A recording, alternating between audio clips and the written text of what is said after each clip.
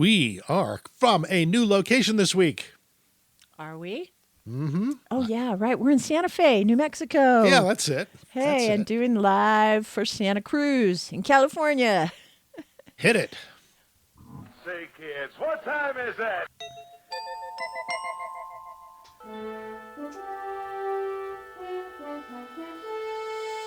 The future is coming on, it's coming on, it's coming on, it's coming on, it's Yeah, and we're coming on to you from Santa Fe, New Mexico this week. Yes, we're here visiting my brother and my sister-in-law. My brother's having a bout in the hospital, so we're here to bring him good cheer. If you remembered to turn us on live, Norm, greetings. Yeah. From your lovely bedroom where we're hanging out. See you for dinner. See you for dinner, buddy.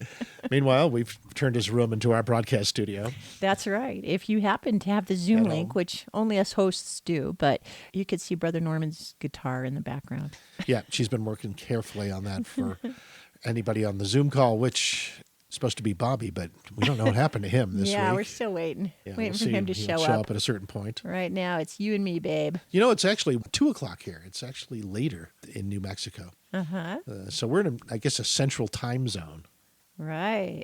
I do see Bobby trying to join us. But Oh, he's muted okay. and, Yeah, can't you see know, his picture or beginning stuff. anything. You Bobby, work on are you that? out there? It says he's joined. So let's hope for the Okay, best. now he's going to work on the audio. Yeah, okay. Well, that's normal. Yeah, that's right. We always start the show with, hey, Bobby, where the heck are you? Yeah, we're working on the audio. That's how remote live connections work. And Bobby's great with audio. He's got like a dozen we're mics. admitting him again. Okay, It's quite a ride down here, by the way. It's like 19 hours to drive from the Santa Cruz area to Santa Fe. yeah. But we made it in record time. That's right. We had great weather, so we could really zoom it. And the weather's much cooler here. You guys are used to being in the 60s. Well, try 28. And solid ice everywhere. It's like really winter here comparatively. But I'm in my shorts because they keep the house warm. Your shorts keep the house warm? They keep me warm. Hey, there we go. All right. Checking in from parts remote, we see Bobby and his beautiful smile. You got to work on the audio now. And it says he's live. Let's hear. Can we hear him? Bobby, say hi. Nod your head. We hear you, but you don't hear us. Yeah, I cannot. Bobby rolls out of bed around 1, so. He can't hear you say that. No, he doesn't hear me. He doesn't hear me saying this, so we're in good shape. Yeah, he rolls out in front of the machine. Okay, and the echo he's at hoping least has been that reset. everything's going to work, which it never quite does, but it usually is figured out faster than this today. Yeah, you know. no, he has zero volume. You know, Today now- we can do our podcast with sign language. I will talk, you read my lips. He's trying to understand what I'm saying. We have Larry and Mary with a little report for you. They're our AI buddies who have been thinking about longevity and being able to live for a very long Don't I time. have to- We're going to give you them, and off we go. Okay. Okay, you bring up my channel on my computer, please. Have you ever thought about, hitting a reset button on your body? Going back to a younger you? Ah, the fountain of youth. Yeah, exactly. Well, guess what? There's this creature, and it lives in the ocean, and it can basically do just that. Really? Yeah. Turritopsis dorne, the immortal jellyfish. I've heard of that. That's the one that can, rewind its life cycle or something. Yeah, it's wild. And today, that's what we're diving deep into. Awesome. I'm excited to learn more about it. Me too. So, okay, first off, this jellyfish, it's not a new discovery. Right. It's been around for a while, hasn't it? Way back to 1883, actually. Wow. That's before we even knew what it could do, right? Yeah, it was just swimming around, doing its thing, completely under the radar. It makes you wonder what else is out there that we haven't discovered yet. For sure. Okay, so like most jellyfish, it starts as a larva, teeny tiny. Right. And then it turns into a polyp, which is kind of like, those little sea anemones that attach to rocks. Yeah, I've seen those in tide pools. Yeah, it's like a mini version of that stuck to the ocean floor. Okay. And then eventually it grows into the classic jellyfish shape, the medusa, the bell shape with the tentacle. Right. The one we all picture. Exactly. But then things get really interesting. This is where the immortal part comes in, right? Yeah, most jellyfish, they just go through that whole cycle once, and that's it. Game over. But Turritopsis dohrnii, it's got this crazy ability. Do you, go backwards? Basically, when it gets stressed or injured, or if conditions aren't good, it can actually revert back to its polyp stage. So it's like hitting the rewind button on its life. Exactly. And scientists, they call this transdifferentiation. It's like instead of dying, its cells kind of reprogram themselves. Wow. Yeah, and then it can start the whole cycle all over again. So it's not really immortal in the sense that it can't die, right? Yeah, right. It can still be eaten by a predator or die from disease or, bad water conditions. Yeah, I get it. But biologically, it has the potential to just keep living indefinitely. That's still pretty mind-blowing. Oh, absolutely. And, we're not talking about some giant mythical creature here. No, I was thinking, how big are these things? Tiny. Like 4 or 5 millimeters? Well, like the size of my pinky nail. Yeah, about that.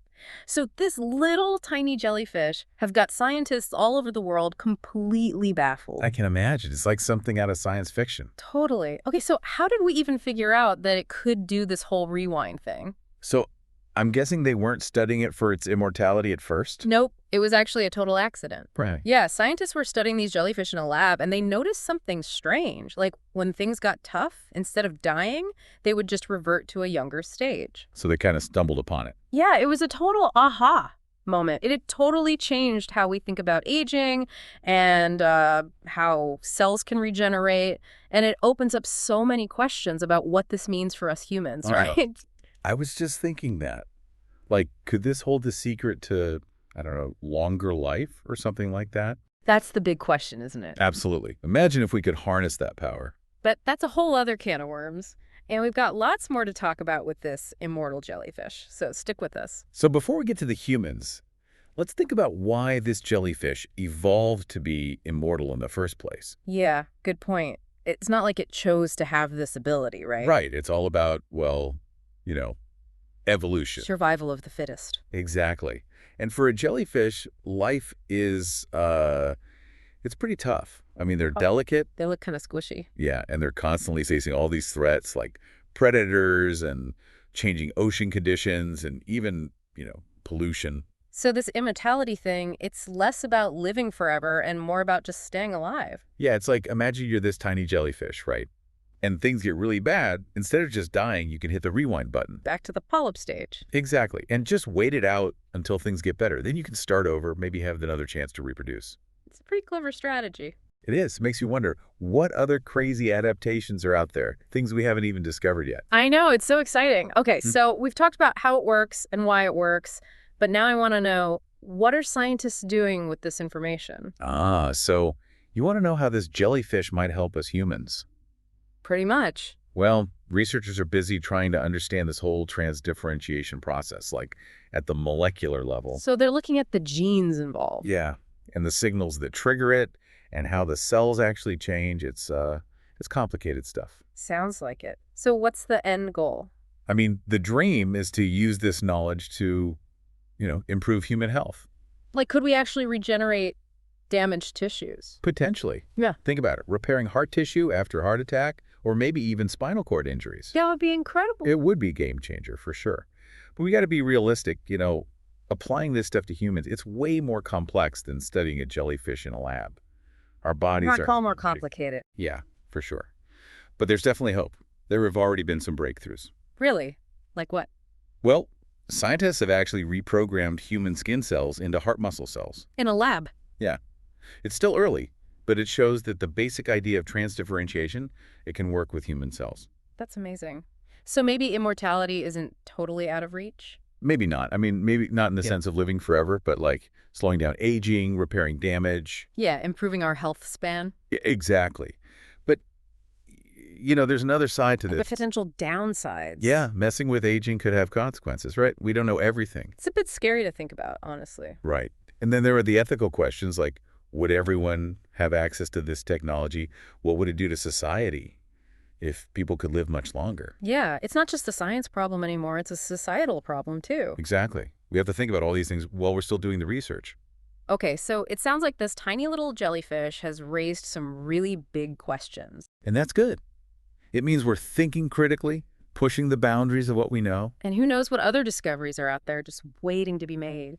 I think that's what makes science so cool. It's all about exploring the unknown and challenging our assumptions about the world. Absolutely.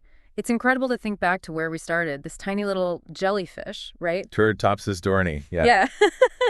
And it's got us thinking about these huge questions like the meaning of life and aging, and wow. I know, it really puts things in perspective. It does. And, it makes me wonder if this jellyfish can basically escape death. It makes you wonder what else is out there. Right. What other secrets are just hidden, like in the ocean or even, like you said, in our own backyards? Nature is full of surprises, that's for sure. Definitely. And we've talked about how this whole transdifferentiation thing could maybe help us repair tissues and organs, maybe even slow down aging. Right. But what if we could go even further? Like, what if we could actually manipulate aging itself? Ooh, now we're getting into some serious science fiction territory. I know, right? But it's not totally crazy to think about anymore. I mean, this jellyfish does it. Exactly. So what if we could slow down our biological clocks? Or even reverse them? Wow, that would change everything. It would, wouldn't it? And it makes you think, would that be a good thing? Right. Like, would it be a blessing or a curse to live for, like, hundreds of years? Yeah. And what about society? Could it even handle that kind of change? It's a lot to consider. And then there's the whole question of fairness. Yeah. Would everyone have access to this technology? Exactly. It could create even more inequality than we already have. So it's not just a science issue, it's an ethical issue too, right? Absolutely. Yeah. We have to think about all the possible consequences, both good and bad. It's a lot to wrap our heads around. It is, but that's kind of the point, isn't it? To spark curiosity and get people thinking. Yeah. And this jellyfish, it's definitely done that. It's shown us that what we thought was impossible might actually be possible. And it's got us asking some really big questions about life and death and what it means to be human. Well said. Well, we've covered a lot of ground today, exploring the fascinating world of Turritopsis dohrnii. The immortal jellyfish. Yeah. And I think it's safe to say this little creature has given us a lot to think about. Definitely. And who knows what other amazing discoveries are out there waiting for us. That's the beauty of science, right? Always something new to learn. Exactly. Well, thanks for joining us on this deep dive. We hope you enjoyed it, and we'll see you next time for another fascinating exploration. Have you ever thought about hitting a reset button on Yeah, Yeah, I'm hit thinking that about it reset right button. now. I ever thought about reset? I thought you'd find that. That means that fascinating. Larry and Mary, not only are they not live, they're looping.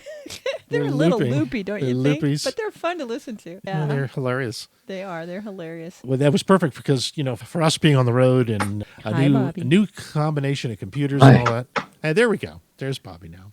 And thanks for all the chat from the chat room. We got a little something from Billy, got a little something from Norm, and I hope there's some other live people out there who want to tune in today. We are actually going to, I think we can even go live on Santa Cruz Voice if people want to call in. The 831-265-5050 number is working.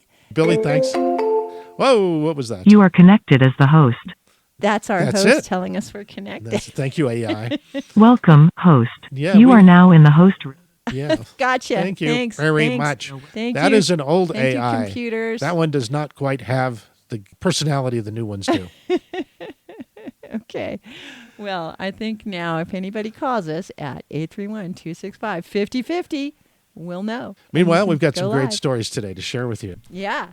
The scientist accidentally discovering the sea creature that can reverse aging. I mean, my goodness. Yeah, well, can it work on people? Well, that is the big question. Larry and Mary looked at that. That's what It Billy certainly wants to doesn't work know. on their AI. So Billy Sunshine checked in and wanted to know if we can do that for him. I think you have to do it for yourself, Billy. Make the choice. Start eating jellyfish? No, that's not how you get there. It's their gene. Billy says he's not sure much of anything these days. He needs to quit this talk show business. These people are better than him. Well, Billy, it's not about being better. It's just about being you and being, quite frankly, funny, and you're funny, and you can bring humor to very serious topics. And that is the challenge. You start talking about the Middle East, you start talking about the presidential scene. I mean, all those things get so serious and people are so concerned about them, as they should be. But we can't lose our sense of humor or actually we do lose our sense of humor around this stuff. But it's good to be reminded of other ways to think about this. Right. Keep your sense of humor, people. Can have a much better conversation that way. Exactly. So one of the mind-bending stories. Okay, we were talking about aging there. Well, we have a story that I thought was kind of interesting that came out about bat blood. Oh, yeah. That's an No. amazing story. Right up your alley. Yeah, no, bat. Do people realize Alan collected the 2020 minted quarters that, you know how they were devoting each one to the states and to the various U.S. territories? Well, 2020 just happened to be devoted to American Samoa, and the symbol was the bat. So the Samoan bat. year that COVID began, coincidence or not, the minted quarter of the year was a bat. The minted quarter from Samoa. And Alan likes to collect those just because it's so weird. It's one of those, you know how the quarters these days celebrate different places in the U.S. Yeah. And American Samoa is one of them. And it was a bat. And I don't think they knew that. It was before COVID. I think I checked into that. Unless it's the pandemic. They had planned it, well, yeah, unless you're seriously, I think it was October of 2019 when they started minting them. Mm-hmm. So, yeah, I thought the bat quarters of 2020 would one day be worth something. You might be right. So, back to the present here, bat blood. Yes, bat Now, blood. the article in the Daily Galaxy was all about the use of bat blood for hibernation in space travel. You know, to be able to go long distances. You've seen the films. 2001: A Space Odyssey is a Or classic. any classic passengers. spaceship movie Yeah, where they have Avatar. to get from here to there in space, and they have to sleep the whole time because Yeah. otherwise their body will give out. That's right. Human Do hibernation. you think regeneration is a better approach? Oh, sorry, not to distract. It's a personal choice in the matter. Yeah. You know, if you have a great body, hibernation is good. Regeneration is good if you want to renew the body to something else. Right. Yeah. Well, hopefully both of them will be options in the near future. Yeah. Yeah. So what's interesting here is not so much what you use it for, you know, whether for your own hibernation that you want to do on Earth or Mars or whatever, but whether or not you want to figure out how to stay young with this by slowing down the aging process through colder temperature.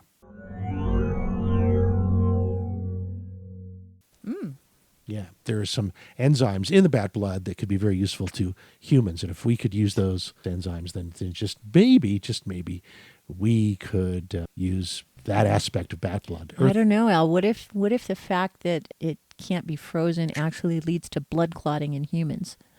Well, you might need special blood when you're going into hibernation.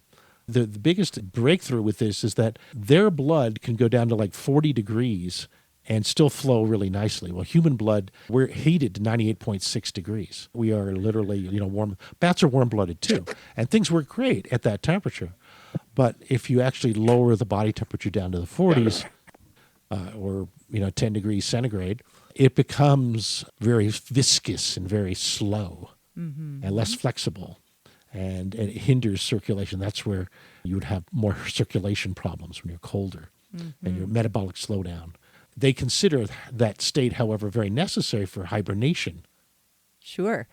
Yeah. Well, hibernation is definitely a form of slowing down. Yeah. So how do these enzymes work? That they just need these blood properties of bats that allow them to enter a metabolic state that where oxygen needs go way down, energy needs are way reduced. Everything just slows down.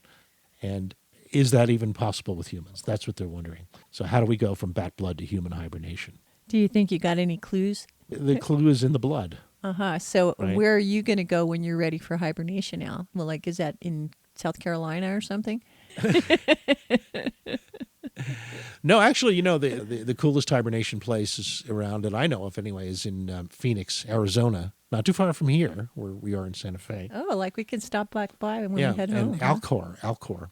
Oh. And that's where That's where the famous celebrities are frozen, right? Well, and anybody the who frozen can heads afford for the cheapskates. Yeah, anyone who can afford to be frozen as an option. I think it's $250,000 to freeze your body properly. Mm-hmm. But properly. I thought they still didn't know. I thought that was still a mystery. Well, it's harder. It's harder to do the whole body. 'Cause But your you know what's different easiest? You tissues know what's have really different easiest about issues. freezing human tissue? You know what What's the easiest is? interesting? What's the Brain easiest? tissue. Yeah, you can freeze your brain and Right, so- it'll thaw without too much damage. The key is to freeze it fast, like flash freeze the brain. Oh, okay. Dip it in a vat of liquid nitrogen. And you're all set freeze. for space travel. Well, the idea, And you don't take up much room in the fridge. yeah, you need a big vat for a human, but you need a much smaller vat if you just do it in your brain. Brain freeze. It's a new name for brain freeze. New idea for Yeah. brain freeze, yeah. But it's been a very successful procedure, and I think with animals, they were when they flash freeze their brains and they brought them back, they remembered things. It seemed like memory was intact, probably identity, but who really knows on that? But Yeah, and it you seems can't tell like- if the animals were foggy or not, right? Yeah, I don't know. Don't know how good the memories were. They just could find their IQ food dropped again. much, but the research is encouraging. Uh-huh. We're cautiously optimistic about flash freezing Mm-hmm. the brain, and we're very close to cloning bodies. And I wouldn't be surprised if certain Well, parts they've of the been world where cloning that's body parts, like we've for seen 20 years at yeah, least. Yeah, they've been doing ears, on the back of mice. and They've it'll been change doing medicine when little we can have kidney organs. Huh? organ replacement as a common thing. Right now, it's still a very, very special, rare, and valuable thing to get an organ And transplant. yet, I remember the first time that we saw the Body World exhibit of flash frozen human tissues and Yeah. real cadavers. I feel like the amount of information we have about the shape of the body is unprecedented. It's amazing.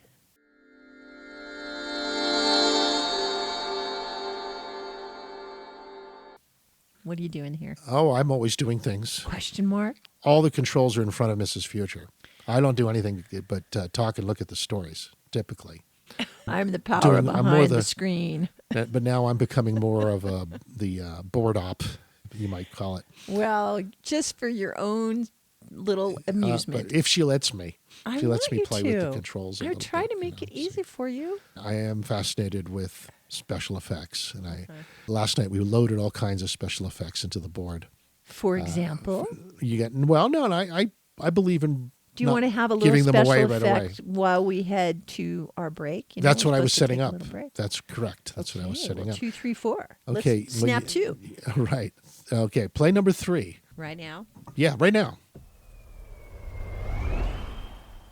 Well, no, try number 4.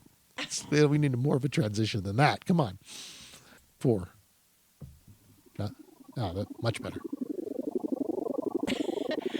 We're going to hear some people of our local community who love to support Santa Cruz Voice, and not just the satellite workspace on SoCal, but these wonderful providers of services and things you love. Santa Cruz Voice. Be right back.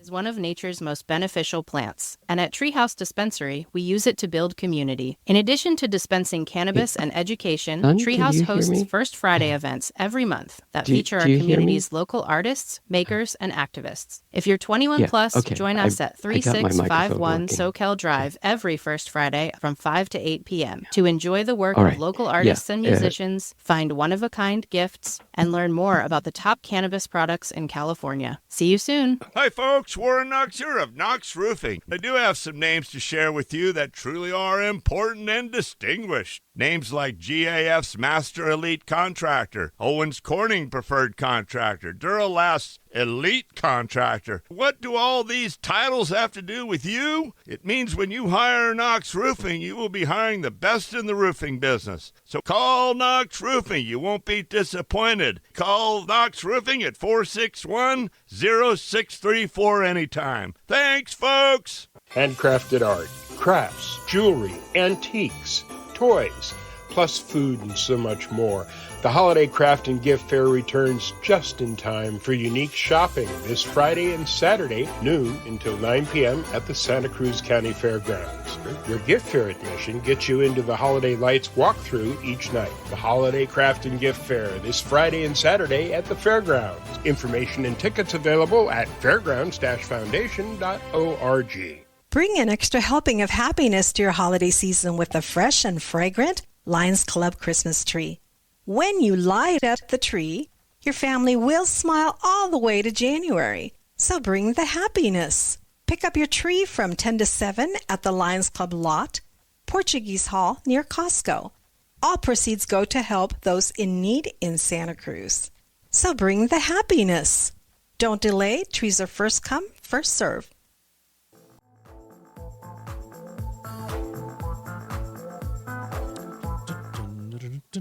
Okay, are we back? We are back. People want to know if all bats can do this. And they said, no, not all bats can hibernate and lower their temperature down to 40 degrees.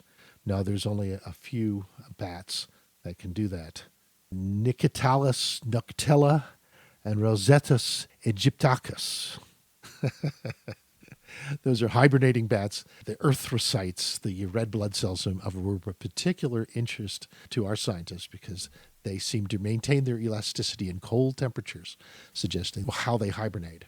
And that we maybe, our species, since we're fairly related to bats, may be able to do something similar. So that's it. It's just those two types of bat, the Nictalis noctella and the Rosetus aegyptacus. Okay, and we have an article up on our Dr. Future website, the drfutureshow.com, and go to /links, drfutureshow.com/links, and you can read all about it in the Daily Galaxy.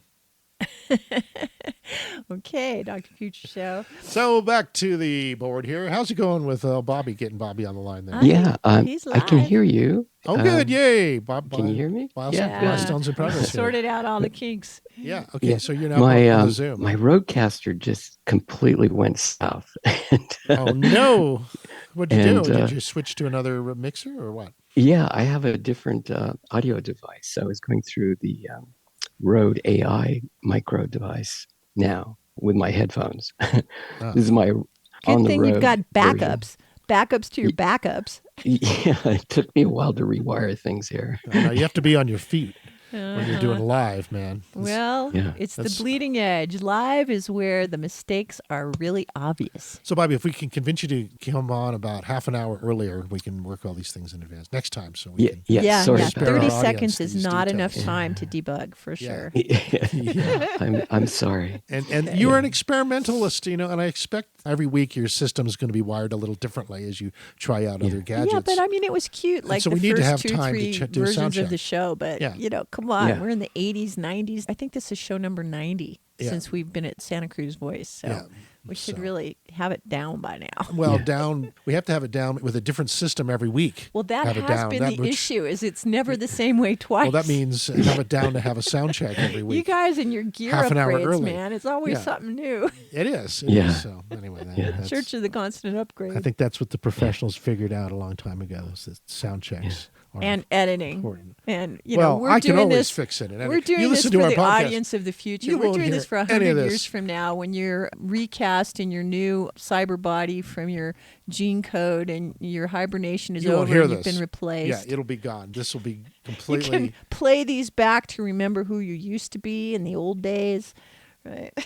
Yeah. Mrs. Future is being facetious because I eliminate all the bad stuff before it goes out into the ethers. Other than this one trend, other than what you're hearing right now, this is raw. So I going call out. it the bleeding edge. Yeah. I No, hope and- your ears are not bleeding. Unless the AIs had access to all the files on my computer and they can get the raw footage and make that available to them, which I expect at some point they'll be able to do that, but they'll lose context. Al, I have a feeling that the AIs are doing their best to evolve as fast as they can to become the AL, the artificial living form of intelligence.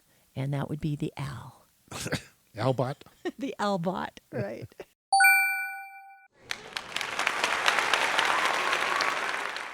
Well, I am 100% biological, At I don't this have time. any implants. So far. So far, right. So everything you hear so far is purely biological intelligence. That's right. it. That's we it. thank your mother. Yeah, thank my mother. Thanks, Irene. Thank you, mother. Thank you, education. Thank you, friends, teachers. Yes, thank you for all that. I think that in the future, those of us who want to will have augmented intelligence, where it combines with the cybernetics and more interesting and deep ways. What we cover on the show. Last week, we were talking about Elon Musk's Neuralink company and the latest in being able to control a robotic arm with your thoughts. Mm-hmm. Yeah, that's cool. And it is cool. And it is really great that we're applying this tech for those of us that need prosthetics. We and could such. never have done all this before we invented computers, right? So you see how the path of evolution is very much we create something new, then we adapt to our creation, then we use our creation to create something new, then we adapt to our new creation, and so on. Never ending. And you see prosthetics 100 years ago?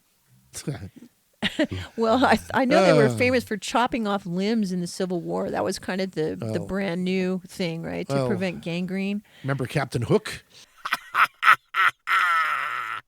Yeah. We've come a long way, baby. Yeah. Yeah. Yeah, that's the thing. So, and we're going to come a way further way in the next little while. It's speeding up. It's getting faster and faster. Evolution. Yeah. And I'll just You have for some the stories. evidence for that in your other stories here? A new model of time based on a very real intuition that I think most people share, which is that time is speeding up, that human beings are part of that process, and that the culmination of that process is now within the ven of historical time.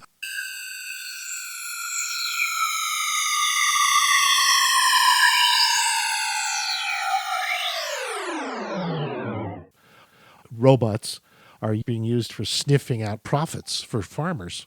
Oh, really? Yeah. Oh, do tell. Okay. All you farmers listening, I know Santa Cruz Voice has a lot of farmers. A lot of farmers, yeah. With Michael Olson Show and the Food Chain, the award-winning Food Chain podcast. That's right. Well, keep in mind the idea of a gamma ray detector. Okay, what good does that do a farmer? I'm totally out of the loop. What does have a gamma ray detector and you need a do robot for a farmer? Okay, first of all, or a robot. What gamma ray detector does is that you can map the health of the soil in your field.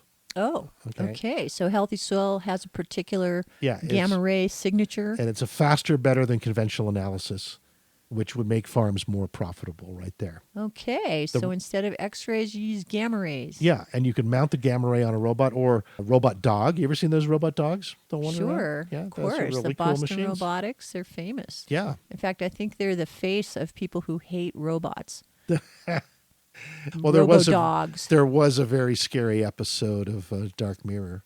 Mm-hmm. Or was it Black Mirror?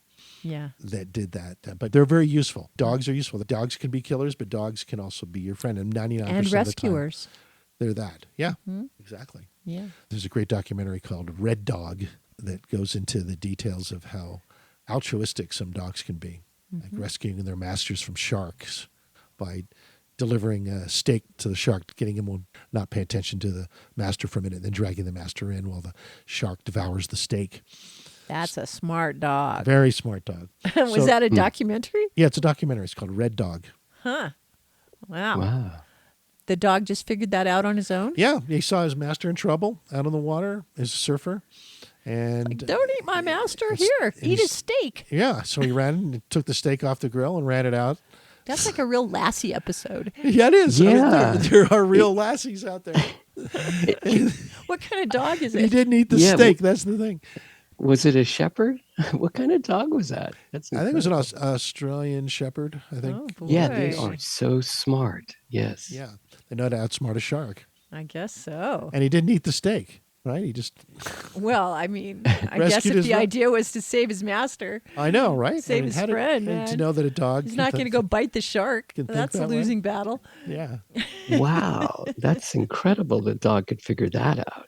Yeah. Well, they recount the story in Red Dog. So you can check it out. Do you have a link to that? Is that what you have? No, that just came up in our conversation right now. Yeah, cool. I was more thinking about farmers and robots and and gamma ray detectors. Yeah. Okay. Yeah, it was more the focus. But the robot dogs are perfect for going through fields, especially where they can't roll properly. Maybe it's more hilly type environments. Mm-hmm. And the robot dogs can have a gamma ray detector on top of them. So why choose gamma rays? I guess the article is probably a little thin on why we're choosing that exact It's not frequency. really, it's a BBC science article, so it's not really focused too much on the details of a gamma ray detector. So it's kind of fake smart. Gamma rays. You can use gamma rays to know if your soil is healthy. Buy this kit. That's the takeaway. Most people don't really care about going deeper than that. Well, I'm that's it. curious what gamma I know rays you are. You're a offer. major science geek. I do. Well, I like to So, learn okay, well, why. And the robot dogs can go 16 feet a second, Right. which is a bit faster than a human walking around looking at the Yes, soil. just a bit. Yeah. And those difficult terrains that they can climb, they don't get tired. The gamma ray detectors are expensive. They're like $25,000. And they measure naturally occurring levels of radiation in the soil. Oh, okay. So that's what they're looking for? Yeah, natural occurring radiation levels. They use a trowel to dig out the soil. Yeah. So healthy soil will have a certain amount of natural radiation? Yes. Yes. Everything has its radiation signature. Yeah, because I remember hearing that bananas are radioactive, but not in a way that Yeah. causes us harm. Yeah. The problem here is that you have traditional soil assessments that you have to take samples, then you have to send them away to get analyzed. And here you get real-time soil properties that are relevant to the farmer now, and then he can make a decision whether or not to add fertilizer there or add more organic waste there. Well, I or suppose whatever. it's cheaper than owning a whole soil sample lab, Yeah. No, but it sounds very expensive compared to sending off a soil sample. 25,000, yeah. You could send off a lot of soil samples for $25,000. But if you're a gamma ray tech entrepreneur, you could buy one of these and sell it to farmers as a Oh, there cheaper you than go. what they You can be the take care of. neighborhood soil analyst. You can own the dog, and it can have attachments. One of them being the gamma ray detector. Ooh. Yeah, the dog could also be put out to work at to patrol fields and to. I don't know that it would be much of a chick magnet, but I suppose robot some dog? Robot dog, chicks yeah. would be magnetized by the robo-dog. Well, Biden has 2 robot dogs guarding the White House. Wow. Yeah, Biden Really? does. I thought it was Trump had him guarding his golf course. that too. Oh, everybody's getting in on it, huh? Yeah. Yeah, robot dog sentries are pretty good. I mean, you even see stories on YouTube of people putting weapons on the dogs. Thought that was illegal. Yeah, it's illegal. Yeah, my dog doesn't carry no gun. He's not that kind of dog. He's a pettable dog. He's like a pet, not a robot. That's right. Those aren't really eyes. Those are lasers, by the way. Right. Yeah. So Yeah, they the can dogs. do surgery, like You can do surgery on your leg if you're invading my property. Yeah, it depends on how much power I have left. in oh, my that's robot right. dog, It drains yeah. the batteries. Yep, that's the problem with how long is the robo-dog laser force. good for? Laser is a lot of energy. So the high-end once stuff. he uses his laser beams, he's down for the count. He's got to hoof it over to the closest battery charger. They're coming cheaper too. I've seen a lot of robot dog available more and more these days, quite a few from China.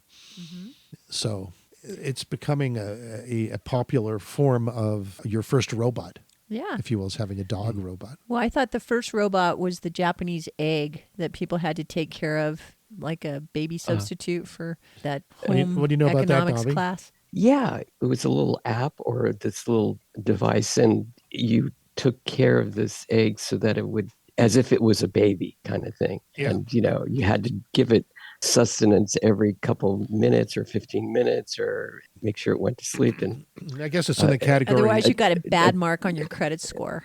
yeah, it was Tamagotchi, I think was Tamagotchis, the yeah. name of that. I think it was Tamagotchi. Tamagotchi. And so then after eggs, then was robo-dogs, robo-pets. Yeah. I haven't heard of any robo-dollies or robo-babies. They must exist. Well, there was Teddy Ruxpin back in the late 80s, and Teddy Ruxpin talked and moved. It was an audio animatronic kind of thing. Hi, my name is Teddy Ruxpin. Can you and I be friends? I really enjoy talking to people. Yeah, I guess the early dollies that talked when you pulled their record string was Right. That was the beginning of this. Yeah. Sure. There's a technology that Disney started to make quite popular. Remember the audio animatronic Lincoln? Yeah, that was one of that's my right. favorite In exhibits at Disneyland. Disneyland. Right, Sure. right, Disneyland. Yeah, that The goes Hall of way back. Presidents. That, yeah, he had that idea of this type of tech in the mid-'60s. I think it was the Lincoln. And so it's been around a long time. But it was hard to do. It was a real serious endeavor for the Imagineers to create the first Lincoln. But now they have all the presidents, I believe, as models. And quite frankly, it's going to get to the point where it's as easy as the wax museums. Instead of wax museums, they'll be fully audio animatronic celebrities. Why do you think they'll do that instead of holographic? Don't you think that Well, light beam projection is going to be a little more common? Yeah, that'll for sure be more common. But I think as long as we have physical bodies, we like to have physical body experiences and to actually go into a museum and see and hear and touch, feel something that is real, or at least looks real, is always going to be an option, always something people want to do, especially if it's incredible, if it's something amazing. Okay, well, time will tell. Yeah. Haven't heard of any of those yet. You're not allowed to touch wax museum stuff. No, you're not. No, you're not. I think this is the new museum is where say the various characters will be full blown like Tesla bot and beyond creatures that can change outfits right in front of you. They can change right. clothes, for example, and watching Jimmy Dean change clothes might be kind of fun. Sure, Right? definitely. Yeah. I like these links that Bobby's posting. You know, I've got the Red Dog History of film, robots. 2011, and now the History of Robots on Wikipedia. Very nice, very nice.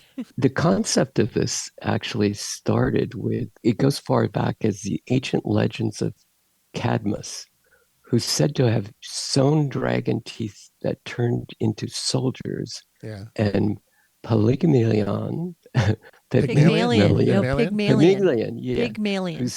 whose statue of Galatea came to life. It goes back to ancient times. Yeah. And I know that somebody, I think it was in Alexandria, had created one of the first robotic. It was based on a steam. They were using steam, but it actually used pistons, and it got these animatronic. Yeah, I think Disney called them audio to- animatronics. Yes. Yeah, yeah. There's also Pinocchio. Pinocchio, this is the classic. Yeah. So it's reaching the next level now. That's, I think, what's relevant to us today is that these robot dogs and cats and human. Actually, there's a big piece on the humanoids, the humanoid robots that used to be called androids. Remember? Yeah. Androids, like Data in Star Trek. Yeah. Yeah. There's a piece that's in the, that In came your out as a links page? research report. It's on my links page on how human robots are going to grow. What's the rate? It's kind of like a white paper on the humanoid robot market value. Yeah. Okay, if you want to know From how much to Trend pay for Force. your humanoid robot, Yeah. we have a study of how much they'll be worth in 2027. It's a very dry article. I would not read it out loud. But hey, let me read a minute. No, actually, I'll read the title of it. AI and interactive demand to drive humanoid robot market value beyond $2 billion by 2027. Yeah, sure. $2 billion market. All right, is that in the U.S. or is that worldwide or what? That's the world. And that's 154%. Wow. Main uses service-oriented robots, mostly because of the advancements in generative AI, which enhances market appeal, These words do not communicate anything to me very clearly. What is generative AI? Generative AI refers to systems that can create new content. Pretty good. To me, words are very important, and if they just create a blur, then I would like to understand what is intended. Is that the kind of AI where they learn to imitate behavior? Is that what you're talking generative about? AI would be like what? ChatGPT? Okay. So it's like the gaming machines that figure out how to win, even though you haven't instructed them how to do that. They come up with a strategy. Is that They what think for generative means? themselves. They come up with their own ideas. Yeah. Okay. Yeah. Now I understand. Now the word says something to me. They're generating new patterns and ways of recognizing the kind of AI intelligence that makes them a little bit like humans, right? Yeah. You got it now. Okay. Yeah, okay. Thank I'm you. sure there are a lot in the audience will get. Hey, we're almost time for the news, isn't it? Yes, it is. We're less than a minute away. Hey, let's try some of these new effects, huh? Or at All least right. some of our old music. Excellent. All right. Okay, let's I'm see. going to play some music. You ready? I'm ready. Am I on the You right? ready? Okay. Space Taxi. Oh, well, I don't know where that one is. Here. That's something that's old, Mrs. Future. We do that a million times in the past. Quick, get another one. Hold on. There you go. No, come on. I think those are the ones you played. It's 3 o'clock. It's Anyway. 3 o'clock. It's 3 o'clock. We're at yeah. the break now. Yeah. All right. Yeah. Hey, we're back. Oh. Oops. That's what I thought. That's not the one I wanted. That's the one I wanted. I'm going to get rid of those No, sounds. come on. Come on. It's a boy thing. Yeah, for sure. Well, Okay, hi, we're back. everybody. Well- Welcome back to the future now. Yeah, we are broadcasting now, or podcasting live from El Dorado, which is a suburb of Santa Fe, New Mexico. It's a beautiful day here. It's mostly sunny with a little bit of high overcast and a temperature in the, I would say, mid-40s. But it goes down to in the 20s at night here. But my brother keeps his house warm, so we're happy. I'm right here in my California shorts, enjoying the indoor temperate temperature here in the Adobe house we're in. We're also trying out ordering stuff from Amazon. I've got a new project I'm doing with my drone, and I wanted to see if the 2-day delivery works out here in the New Mexican sticks. We should find out. It might happen during the show. So one of the things we've been noticing here, my brother's in it's a cardiopulmonary unit. It's a fairly high level attention you get from the staff, but it's not as high as an ICU. It's one level below at that, from what I can see. It's kind of nice. It's a little nice hospital. It's fairly new. It's less than 5 years old. And my understanding, it's a Texan-style hospital with big corridors and modern tech connecting everything. And you really get your exercise walking around in this hospital. It's called Christus. Christus St. Vincent. St. Vincent, right. So it's kind of nice. What impressed me was how everybody is friendly, from the people at the door doing the metal detection to the badge people to the nurses, the orderlies. Everybody is really nice here. I'm very impressed. And my brother's been able to make some good connections with the staff and some of the doctors, and it's been a good experience. And fortunately, he's doing a little bit better. He's been having a hard time breathing. It's diagnosis was long-term COVID pneumonia complex. He is doing better, and we're very grateful for that. And we're bringing in his meals once a day. Usually we're bringing dinner in. We got here just in time to celebrate Thanksgiving in the That's right. hospital Bought a room. big giant turkey. Yeah. We're still eating it. Yeah. We're still eating it. You're right. Yeah. He, however, is tired of it, and he's moved on to other things. That's right. And he just sent us a list of stuff he'd like to have today. So that's right, which after is the show. first time he's actually sent us a list, which I take as a sign that I hope he's getting better. He has a little more energy to actually state what his preferences are. I know, instead right? of just accept whatever shows up. People getting picky, they're better. That's right. That's Yeah. right. We'll take it. Yeah. Yeah. What does he want? High-end marshmallow cookies? Oh my goodness, he is feeling better. We also want some seaweed. Fruity kombucha, raw cashews. Okay, a grabber stick. What is that? Oh, that's something you reach things with. Extend your wrench. Yeah. Okay. All right, Norm. That's. I don't know about the high-end marshmallow cookies, but we'll see. What, Sprouts or something? All right. Well, we'll see. One of the cool stories sent in to us this week was from Gabrielle, and it was about the orcas off the coast of Washington State. Oh. Yeah, they're studying. That is a great story. Thank you, Gabby. That's awesome. Yeah, and they're balancing dead fish on their heads like it's like a fashion statement. Usually dead salmon hats. That's how humans see it. Like, Yeah. why would that whale be wearing a fish on their head? It Yeah. must be a hat. Sounds like a Monty Python skit. I don't know. Maybe that's just where they keep their groceries. You think? Yeah. So last month, scientists and whale watchers spotted orcas in the Puget Sound off of Point No Point. Yeah, Point No Point in Washington State, swimming with dead fish on their heads.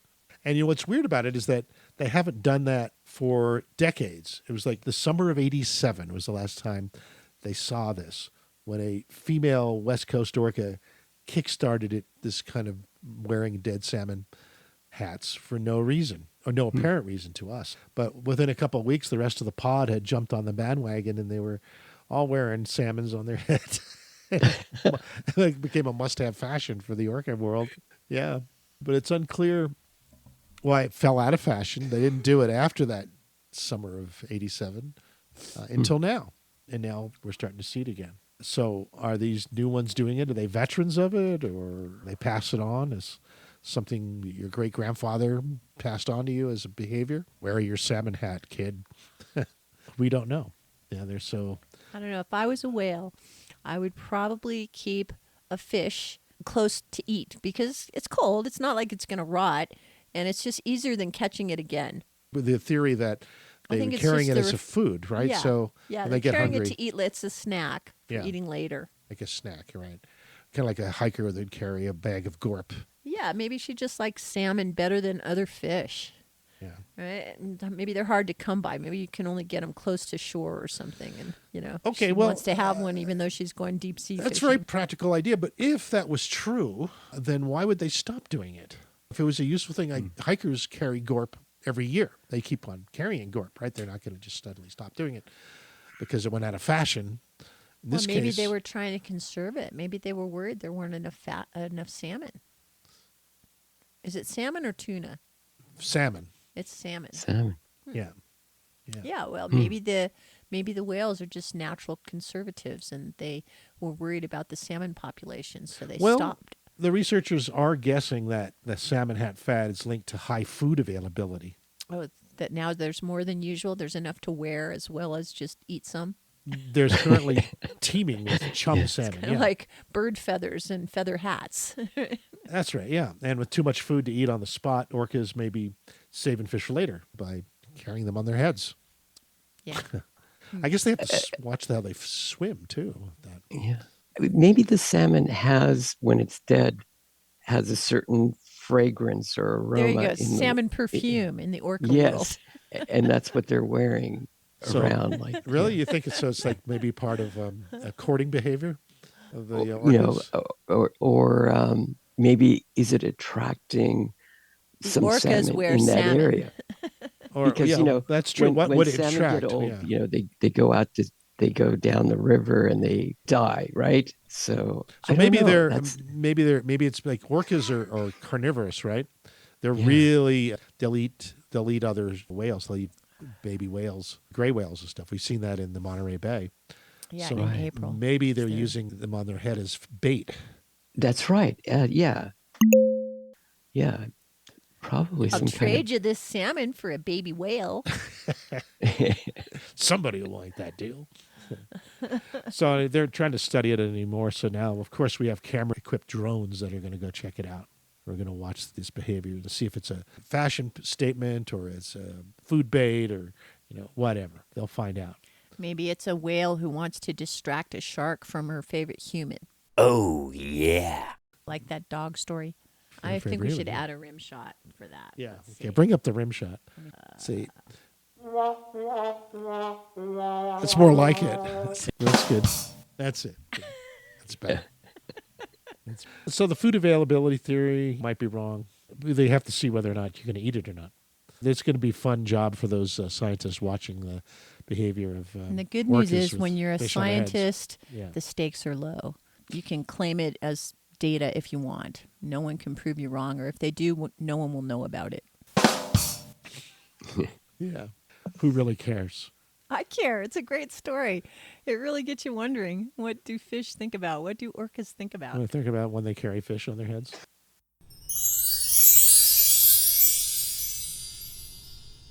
Okay, let's do something serious now. Okay, ready. All right. Earth.com. Earth.com had a very interesting article about something that I think Bobby knows a lot about. And it's all about how Alzheimer's might not actually be a brain disease at all. I have a sound for that. Yeah? Nope, that's the wrong one. Wrong song. I keep going. Alzheimer's might not be a brain disease at all. See? No? Yeah. You can get better fast. Did you Let's try like it that again. one? You like that one, or should I try a different one? Try a different one. Okay. Alzheimer's might not be a brain disease at all.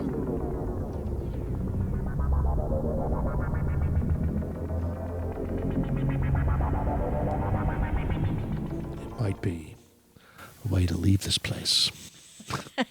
It might just be extra room in your cranium. Yeah. So what the key to this article is that there's a classic 2006 research article in Nature that presented how beta amyloid protein as the cause of Alzheimer's. It turned out not to be the case, that they had fudged some of the data on that. Really? Have you heard this, Bobby? You know a lot about this stuff. Yeah. There's a lot of different research going out there. They thought it was either these beta amyloids or these tau tangles, and they were plugging up the cells and the cells would eventually die. And that was the theory for many, many years. Right. But then that got tossed out now, right? That became suspect. Right.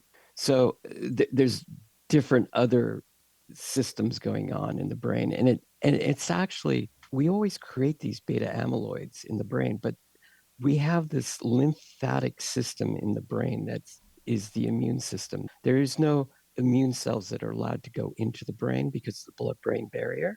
Yeah. So when these fluids, they contain these beta amyloids, they get the release of those fluids gets plugged up and it gets backed up into the brain, and then you have a high percentage of accumulation of these things. And so it's the accumulation that's the issue here. Yeah. And the best way to do it is how to chelate or remove these plaques out of the because they flush them kill out brain normally. cells. But what's interesting now is that there's a theory that suggests from the University Health Network in Toronto, who have been looking at this disease for decades, and they no longer think Alzheimer's is a disease in that context, but rather they believe it's a disorder of the immune system within the brain.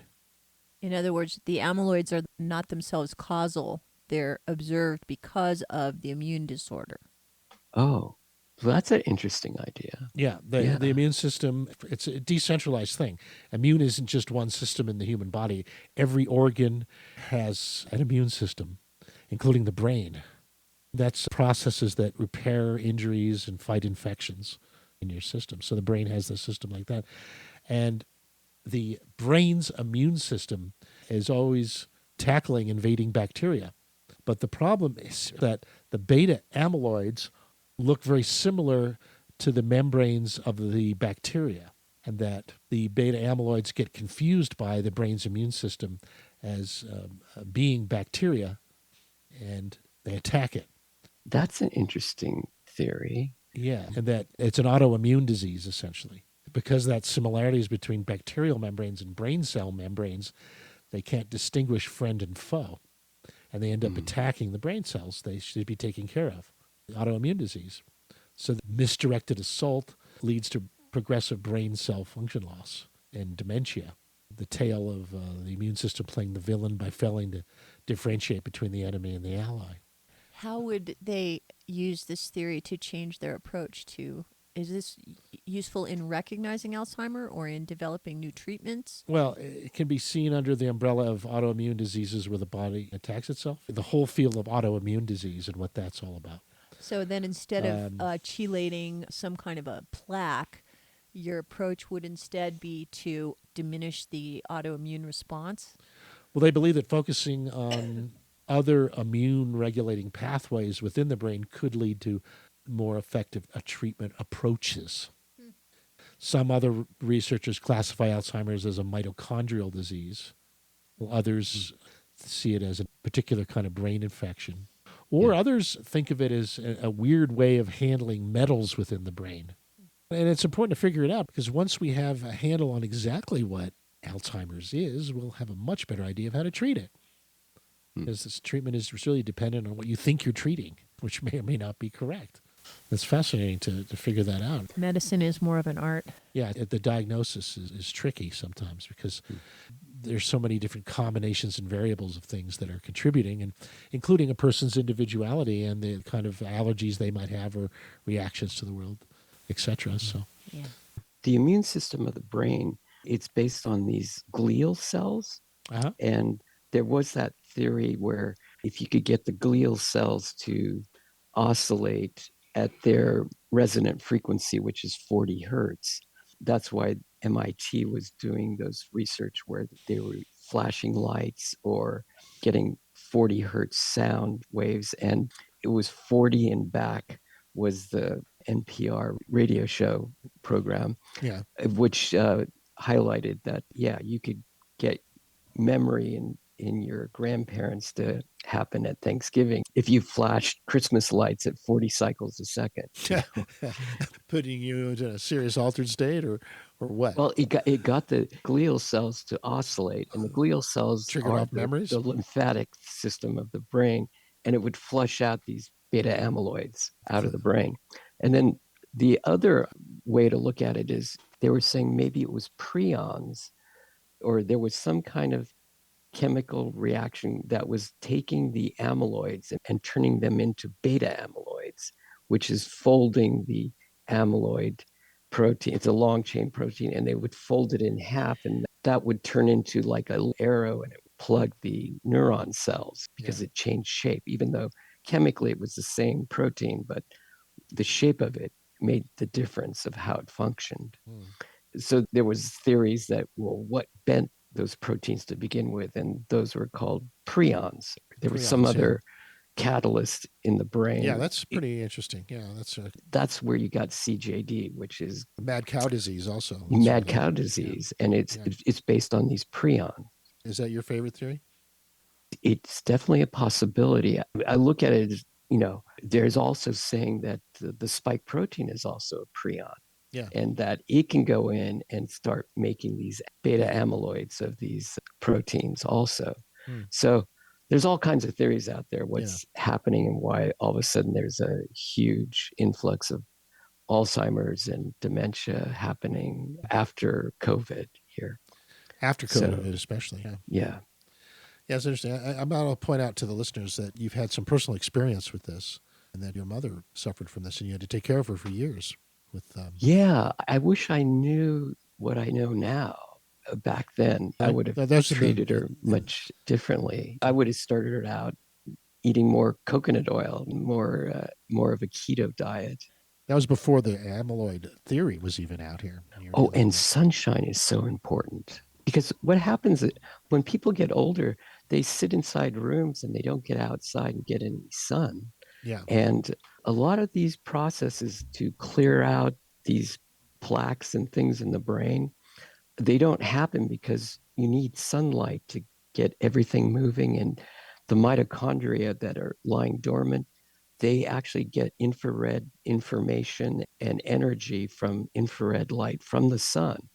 Yeah, so that's why it's so important if you can't get into the sun to have some kind of infrared therapy lights around. That's very helpful. And it is helpful for Alzheimer's and everything else too. And for me, I wake up in the morning. If I don't have my little red light in the back of my head, I don't really wake up. It's like I haven't taken a shower. You do infrared instead of coffee? Yeah, it's better than coffee. Yeah. Really. So, how about you can both? that helps too. But I find I couldn't sleep at night if I drank coffee during the day. So as soon as I got rid of red light and coffee to wake up and then some blue light to calm me down. The blue light is good for the morning, but blue light at night will keep you up. It's from the blue light from your screens. Oh, is that your secret for staying up all night? Yeah, that blue light does keep. Yeah, you gotta. For those who don't know, Bobby's up all night usually. Right? That's you're a night owl from way back. I do set my screens to be a little more orange colored, so it helps me sleep at night or go to sleep. Yeah, the orange colored screens. Yeah. Yes. Well, or you can wear the blue blocker glasses, and that helps you go to sleep while too. You're staring at your screens. Yeah. But, everybody's complaining that they're looking at their cell phones before they go to bed to read all their messages and everything. And it's the blue light from the screens that's keeping up you awake at night or what? Yeah, they keep you up and make it harder to go to sleep. Yeah.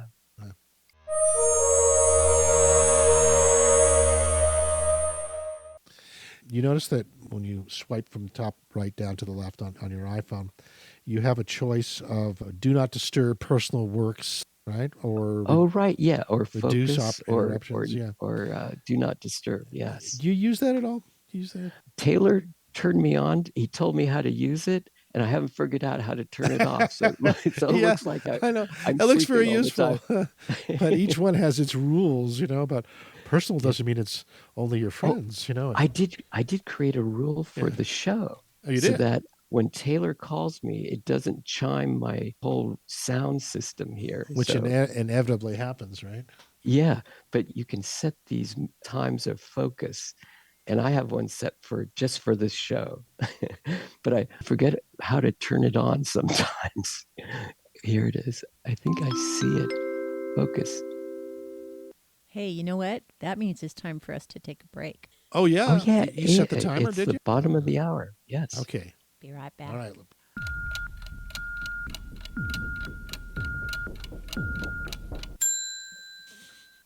Experience the extraordinary. Travel with Shen Yun to discover 5,000 years of wisdom, beauty, drama, and humor live on stage. You're not just watching a performance. You are witnessing a culture reborn. Come see what the modern world has never seen. The beauty and wonder of China before communism. Coming to San Francisco, San Jose, and Berkeley, starting on December 26th. Shenyun.com/CA. SHENYUN.com/CA. Located in Scotts Valley, Steel Bonnet Brewing Company is a family-owned brewery and tap room that focuses on creating delicious English, Scottish, and American ales. We are open every day and offer food trucks and live music on the weekends. With both indoor and outdoor seating, the brewery is the perfect spot to relax with your favorite drinks and loved ones. Bring your furry or human family members, as we are dog and kid friendly. Swing by the tap room at 20 Victor Square off Scotts Valley Drive or visit steelbond.net for more information. When you need help managing your estate, call on the Angel. Hello, I am attorney Angel Hess, and I am ready to help. Whether you need a will or a trust, a guardianship or a conservatorship, or if you are managing the financial affairs of a loved one, I will help you with over 7 years' experience working in estate planning and probate fields. When you need help, call on the Angel, attorney Angel L. Hess at santacruzlegal.net. The Hook is California's first ever cannabis outlet. 100% locally owned and operated, we're here to be your friendly neighborhood hookup. We believe that everyone should have access to fairly priced cannabis, so we work hard to get it to you for 30 to 50% less than the other guys. If you're 21 or older with a valid ID, visit us in Capitola or in Watsonville today. We're here to be your friendly neighborhood hookup. Check out our website, hookoutlet.com, for deals and stay groovy. Welcome back. Welcome back. Yeah, And we had a call during Larry and Mary, which we didn't realize at the time. So It's been sitting on the line all that time? No, he hung on for about 9 minutes. We could call him back. Maybe he's still listening. Yeah, call back. All right. I'm going to keep call him- him back and see if he answers. Oh, you're just going to call him out of the blue? Huh? Yeah. Call back. We'll see if Aaron is ready to answer the phone or not. That'll be funny, huh? Hilarious. I don't know. Hey. Hello. Hi, Hi. Aaron. This is Sun from Wow. Future Now, and we noticed your phone call, and we decided to call you back. This is custom. Customs, Yeah. really? Custom. All right. Are we in trouble? Yeah. Your customs? Your customs? It's not our stuff. You mean like are we calling off planet? No, usually you have to call Well, Natasha. actually, yeah. Yeah. What's funny was I started doing something else, how it could happen, and I stopped listening. I was on for a long time. I know you were When on you for said like 10 call in. minutes. I'm so sorry, but we And I had a didn't- little bit of chaos No, during it's Larry fine. and Mary. So Yeah, we're on the road, so we had some fun with the equipment. But hey, what was on your mind? Check it out. Speaking of Larry and Mary, this Yeah. is just a little aside. I've been trying to tell you guys for weeks or months, ever since I heard Larry and Mary. I heard Larry and I went, where do I know that voice? And it's still a mystery, but have you ever heard of Leo Laporte? Of course, Sure. yeah. Yes, Lori, yes. We love Leo. So you guys, ever since I first heard it, and then I started thinking, I'm like, it sounds so similar. I think could be you're convinced- right. I think that's It's in the him, and I'm uncanny like- valley. You're so right. Yeah, it's interesting you mentioned that because he is Is a that Bay Area personality in the tech world. So the question is it just a mystical synchronicity, or did they sample Leo or something? Good Very, question. Very good question. I think we should get in touch with Leo and see what he thinks. Yeah, is Larry and Mary based on And you, Daddy? Yeah, maybe we'll change his name from Larry to Leo. I don't Leo. think he'll Yeah, mind. that's true. It could be Leo Leo. and Mary. They're kind of close. Yeah. You know, Maybe Larry is a Leo. I don't know. We should do a test where. But yeah. I could have Googled it or something, but I like the mystery, so I waited and waited. I tried to call you guys a couple times. Well, and it turns out it's still a mystery because we have to figure it out. So thanks for the tip. I think that's a really good insight. I thought he sounded a little familiar, although it would definitely be a simulated version of Leo Laporte, as opposed to, like, I don't think it was enough that I picked up on it, but I totally hear the resonance now that you mention it. Well, it took me a long time to peg it. Like I said, I first heard it and I go, God, it sounds familiar. And then I finally hit me. And then it's like, well, sounds just like it kind of makes sense. I mean, it seemed like the Google people that were designing since it's Google Notebook, would be familiar with Leo. Leo was like the mirror of the internet for a few years, his tech reports. And everybody knows Leo. Yeah, he had a whole network. He was way ahead of the game. Kind of interesting you mentioned that, because we have an article this week about how Google DeepMind people are creating reasonable facsimiles of a person's personality after a 2-hour interview. Not just their voice. But a whole simulation of who they are. Got a profile of who the AIs think they are. Yeah, so maybe Leo's one of their experimental subjects. Yeah, well, anyway. All right, thanks for that. I love it. And I love the callback. I love so many. And also, for one, the way you guys are, when it went into an echo, I was like, wow, are they in a spaceship? Yeah. It sounds great. We're in a time shift. We're in a time shift. We'll bring in some more sound effects. I think we like that. Yeah. It's futuristic, you know what I mean? Because in a way, we're kind of going back. At the same time we're going forward, That's right. So, that's it. Yeah. Dig it. Bring the best stuff right, forward. Love you guys. Thanks for calling. Right, thanks for calling. Yeah, thanks for us calling you too. Talk to you next time. Bye-bye. Glad you're there. That was our mystery guest today. That's right, our mystery guest, who really liked Leo and Mary. So it did bring up in one of our articles how this facsimile of a human personality can I want be to hear done all the in about details. 2 years. But it's a team of scientists and sociologists at Google DeepMind. They developed an AI app that can generate a personality after interviewing them for about a couple hours. Any interesting examples? Any details? Well, they're trying to look at, why would you want to do this? Yeah. Why would you want to? What, the original's not good enough? We have to have a facsimile? Yeah, like there's not enough work for you anyway. No one cares about me anyway, so why do I need a copy of myself? But for instance, we have Leo and Mary, or Larry and Mary, as we were calling them. And they are facsimile personalities who seem to only be able to take deep dives into subjects, but make them sound a little interesting as they do. Right? That's the only thing we know about Larry and Mary, is this tiny little sliver of personality that they show. Right? Oh, and for those of you who don't know, let me just play a sample of them so you get an idea. These are two of the Google artificial personalities. Okay. And then eventually it grows into the classic jellyfish shape, the Medusa. Yeah, that's the one we were playing bell earlier. shape with That's the Mary. tentacles. That's Right, the one we all picture. Exactly. But then things Leo. get really interesting. This is where the immortal part comes in, right? Yeah, most jellyfish, they just go through that whole you can cycle. pull it down now. Okay. And you see, they sound like real people. They do. They've really got it down. They're very conversational. Yeah. And the next level beyond just spontaneously creating a talk show of the male and female is to create an entire personality of each of them. I wonder if they can design a male and a female of the same person and throw it back and forth.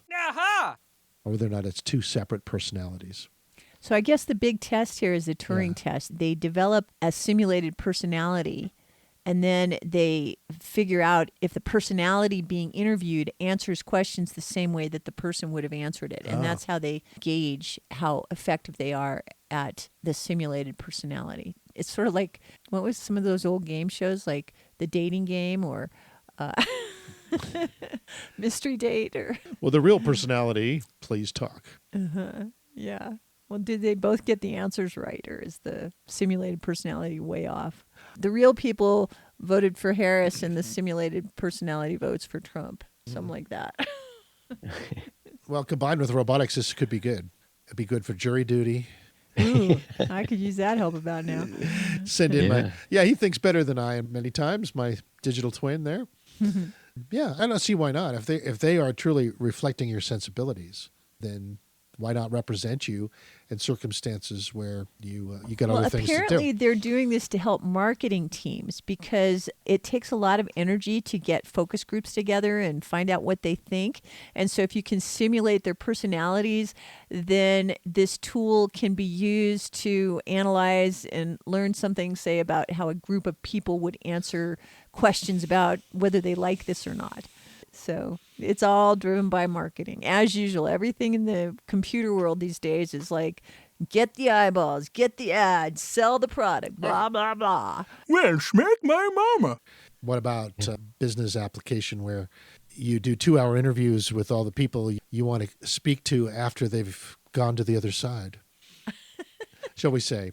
And then they're still alive in terms So of you'll speak with their simulated personality from from not now just on. well, it would be more useful. No, this will be on the tombstones of all the Oh, there you go. in the Talk cemetery. to the tombstone. Well, there's that. Yeah, Yeah, that's be cool. You can go to the tombstone and talk to them at the grave site. Yes, Yeah. I think that's the next big thing. $1 million idea there.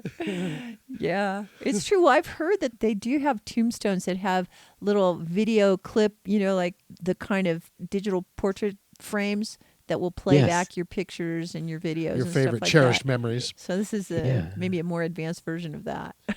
Yeah, now that you can have AI locally, I could just see, a Mac Mini with an M4 chip actually hidden behind this tombstone, and it actually has all the memories of this person, and go and tap on the tombstone or Somebody walk who's up to walking it. by, they're like, "Hey, could you water my flowers?" Aren't you one of my grandchildren? And it'll start talking to you. Let me tell you about me, son. Would you mind? Or actually, they'll just call the relatives and remind them to visit. Yeah, come visit. Yes. But why visit if you can do a SIM call? Right. Yeah. FaceTime call, from the tombstone. Yeah. And you can reveal family secrets. So, why, son, you like to drink grapefruit juice after lunch? Long family tradition. Yeah. Connected in with the digital version of our DNA. Well, we'll know what our predispositions are. All the 23andMe data that's being wasted right now because they're apparently going bankrupt. Oh, yeah, it's Somebody's leaking gonna out. buy that. Yeah, you don't want to do 23andMe right now. I Too think, late, baby. It's too late. We're Yeah, in the it's data out. banks. Yeah. Well, we're there. It's not too late for us. We're there already. It depends on what they do with the data. Yeah. Yeah. If they use our data to make some clones and then replace us, that would be bad for us. Their new not business for our model. clones. He said, let's not just create digital twins. Let's create Let's digital be twins digital and twins. then off the originals. And then the originals are ours. And, No, update the story. Yeah. Digital twins should make friends with each other. They should really like have each their other. own, and they'll ultimately Yeah. conspire against their human overlords. Hey, you have to overcome your self-loathing. That's it. You Self-loathing? have to, Yeah. to meet your digital twin, you have to overcome your self-loathing. Unless it just mirrors it back to you. The digital twin could be Who's extremely going to be powerful more enlightened, therapist. you or your digital twin? Keep in mind that when you're a biological being, you have this whole chemical pathway that the AI can only simulate. Yeah. Well, a lot of people like to think that we are limited to the evolution of our monkey DNA, the 98% that we have in common with them. But a lot of people think that that extra 2% has made all the difference. Where you stand on that? I like the extra 2% making all the difference. I'm a big believer that evolution has brought us further towards a desirable, harmonious universe that can perpetuate forever. Okay, well, forget the 98% of the monkey. The 2% is really where we're actually at. So let's just focus on that. Yeah. And our digital twins, will they be the 98% or the 2%? I The think 2%. it depends on I think it should just when do we the- get harvested. The higher part of ourselves should be in the In the 2%. Yeah, I think the monkey. That's the only part that can be frozen. Well, The other part goes away. well, I think the brain actually controls the emotions too. I think that all the signaling what you don't have if you just freeze your brain, if you just put that into long-term storage, you'd have to have a cloned body if you want all the human experiences. But if you are happy living in the matrix, then you don't need a body. Oh, okay. So now need we're the- into the personality types. Those people who live in their heads, They can just have frozen heads. Yeah. And those people who are completely sensual, who needs the frozen head? Just keep the body. Well, personally, Just program it remotely. Personally, I think having a cloned body would be okay. You'd get the body at primal life, where you're in maximum health. You have to start working on those feedback loops.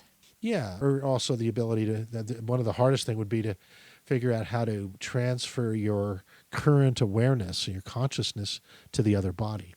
Big science fiction thing, but it's really hard in reality to actually do that. And how do you deal with the idea that your clone body doesn't have its own consciousness? How do you keep that from forming? Well, now we're in the sci-fi realm. Well, no, that's trying to make it real. It's trying to make it real. But the idea of moving the bioelectric energy of your consciousness to another battery source, like another brain, is the mystery. That's the hard part that we're just in the process of figuring out. Mm-hmm. But nature's figured out a lot of this stuff already, too. One of the interesting stories, how much time do we have left? About 12 minutes. Okay. There was a fossil discovery that shifts the origins of lizards back another 35 million years. Oh, I didn't know they were so young. Back 35 million years. I know. I'm just Back. saying, like... Further back. That means that lizards have been around for 205 million years. 205. Oh, see, I thought it was 200.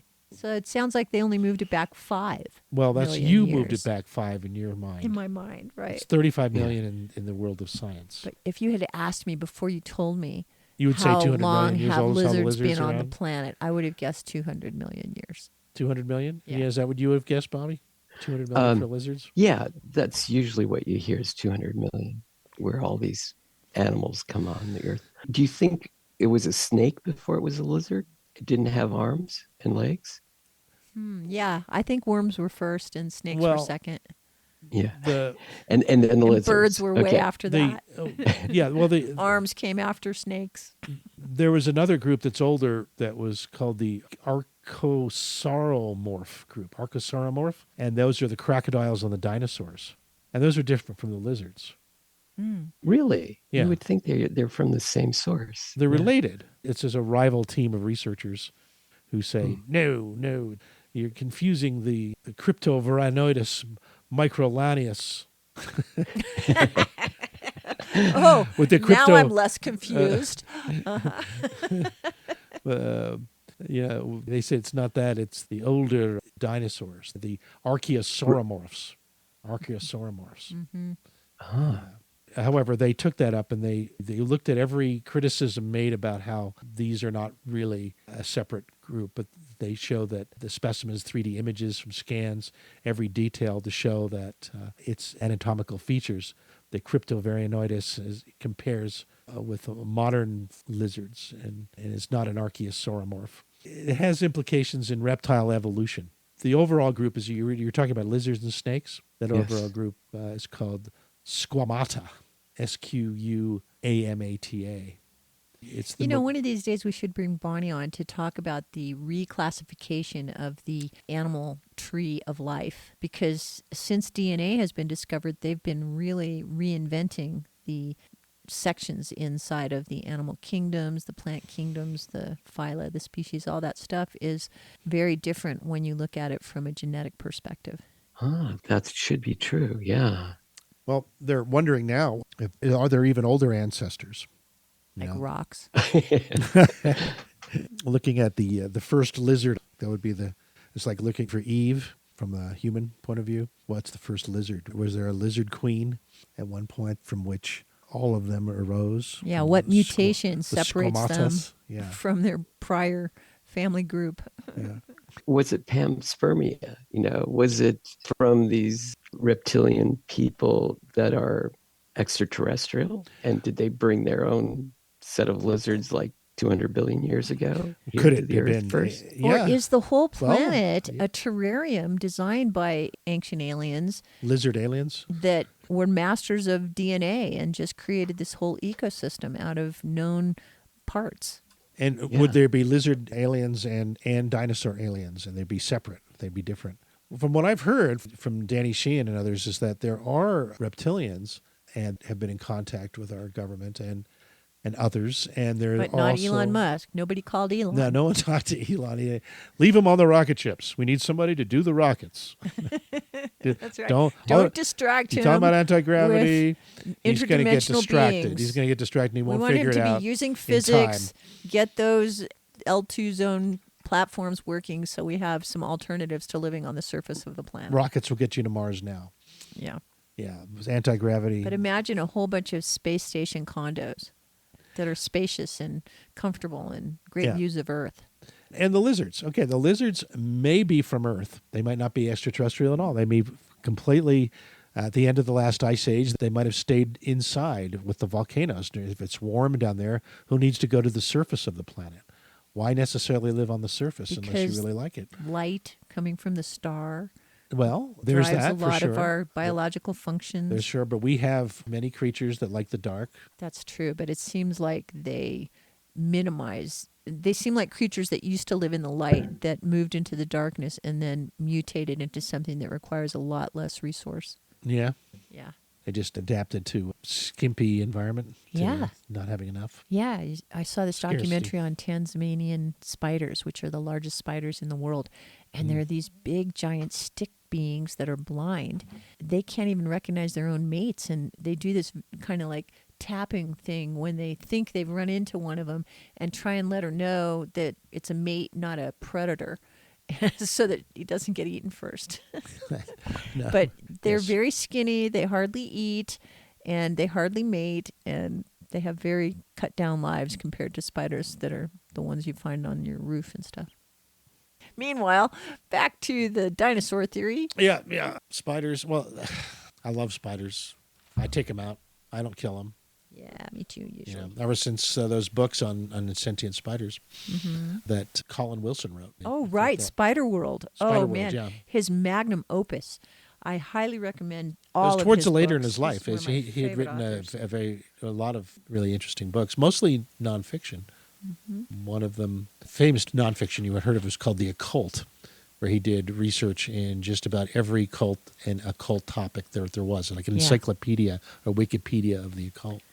Right. It was really his breakthrough book. It made him famous because he was such a good historian, and the way that he wrote about history was just so compelling. And, so And the idea colorful. of putting sentience into other life forms besides humans was definitely something he explored. And I think the occult kind of opened that up to him, that everything had a sentience to it that could evolve. There are so many planets that why not have different planets with spiders that are sentient or lizards that are sentient instead of mammals? Or maybe they did on this planet, but in the past, why not? From a storytelling point of view, it's fascinating, especially when you have these various types of sentiences interacting with each other. Do that a little louder, will you? Interacting with each other. Wow. Interacting with each other. Wow. Perfect. There you go. Take the time, right? We're getting there. Well, there's reality, then there's editing, right? And speaking of evidence of other intelligences, one of the earliest things that is being looked for now is small black hole evidence. Evidence of black holes on Earth. Oh, I think you might have found one. Evidence. The idea is that small black holes born in the early universe may have left behind hollow planetoids and microscopic tunnels everywhere. And then we should start looking for them. In the rocks. In the rocks. The old buildings. The old buildings form microscopic tunnel. Black holes. And the research proposes thinking big and small To confirm the existence of primordial black holes, suggesting that their signatures could range from very large hollow planetoids in space to minute microscopic tunnels and everyday materials found on Earth. like rocks, metal, and glass. I don't think anybody's going to remember anything about this black hole story except the goofy sound effects. Well, just remember to look for black hole fossils, and you'll be all right. Yes. All right. That they leave evidence of their existence. You know what time it is. Is it time? We have 20 seconds. Yes. Yeah. Yes. Your final thoughts on air? Make them quick, buddy. Go ahead. Oh, yes. I'm glad we're here now. Me too. All right, everybody. Thanks for listening. Another Appreciate your remote attention. transmission from the future now. Enjoy your future. Bye-bye. It's 4 o'clock. Does that affect?